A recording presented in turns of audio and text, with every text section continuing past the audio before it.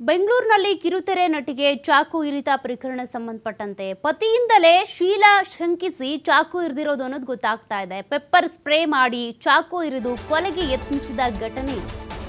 ಪತಿನೇ ತನ್ನ ಪತ್ನಿಯ ಶೀಲದ ಮೇಲೆ ಶಂಕಿಸಿ ಈ ರೀತಿಯಾಗಿ ಪೆಪ್ಪರ್ ಸ್ಪ್ರೇ ಮಾಡಿ ಚಾಕು ಇರಿದು ಕೊಲೆಗೆ ಯತ್ನಿಸಿದಂತ ಘಟನೆ ನಡೆದಿದೆ. ಮಂಜುಳಾ ಅಲಿಯಾಸ್ ಶ್ರುತಿ ಚಾಕು ಇರಿತಕ್ಕೊಳಗಾದಂತ ನಟಿ. ಜುಲೈ 4ನೇ ತಾರೀಕು ಮುನೇಶ್ವರ ಲೇಔಟ್ನಲ್ಲಿ ನಡೆದಿರುವಂತಹ ಘಟನೆ ತಡವಾಗಿ ಬೆಳಕಿಗೆ ಬಂದಿದೆ. ಹನುಮಂತನಗರ ಠಾಣೆ ವ್ಯಾಪ್ತಿಯ ಮುನೇಶ್ವರ ಲೇಔಟ್ನಲ್ಲಿ ಘಟನೆ ನಡೆದಿರೋದು. ಅಮೃತಧಾರೆ ಸೇರಿದಂತೆ ಹಲವು ಸೀರಿಯಲ್ಗಳಲ್ಲಿ ಈಕೆ ನಟಿಸಿದ್ದಾರೆ. ಗಂಡನಿಂದ ದೂರವಾಗಿ ಅಣ್ಣನ ಮನೆಯಲ್ಲಿದ್ರು ಶ್ರುತಿ. ಮನೆಯ ಲೀಸ್ ಹಣ ಹಿನ್ನೆಲೆ ಪತ್ನಿಗೆ ಚಾಕು ಇರಿದಿರೋದು ಅನ್ನೋದು ಗೊತ್ತಾಗ್ತಾ ಇದೆ. ಹನುಮಂತನಗರ ಠಾಣೆಗೆ ದೂರು ನೀಡಿದ್ದಾರೆ ಶ್ರುತಿ. ಕೇಸ್ ದಾಖಲಾಗಿದೆ. ಆರೋಪಿ ಅಮರೇಶ್ ಬಂಧನವೂ ಆಗಿದೆ. ಹಣದ ಲೀಸ್ ವಿಚಾರಕ್ಕೆ ಸಂಬಂಧಪಟ್ಟಂತೆ ಅಂದ್ರೆ ಹಣಕಾಸಿನ ವಿಚಾರಕ್ಕೆ ಸಂಬಂಧಪಟ್ಟಂತೆ ಪದೇ ಪದೇ ಗಂಡ ಹೆಂಡತಿ ನಡುವೆ ಜಗಳ ಆಗ್ತಾ ಇತ್ತಂತೆ.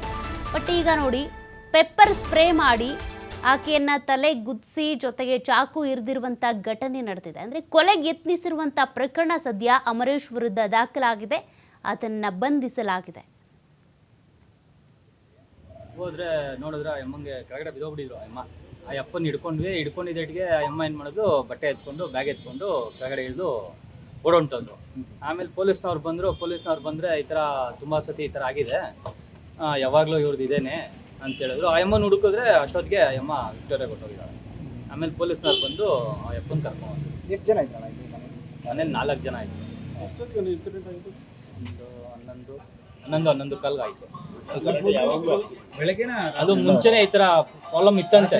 ಬೆಳಗ್ಗೆ 10:30 11 ಇಷ್ಟೊತ್ತಿಗೆ ಆಗಿರೋದು. ಹೋದ ವಾರ ಇಷ್ಟೊತ್ತಿಗೆ ಆಗಿದೆ. ಎಷ್ಟು ವರ್ಷದಿಂದ ಇಲ್ಲಿದ್ರು?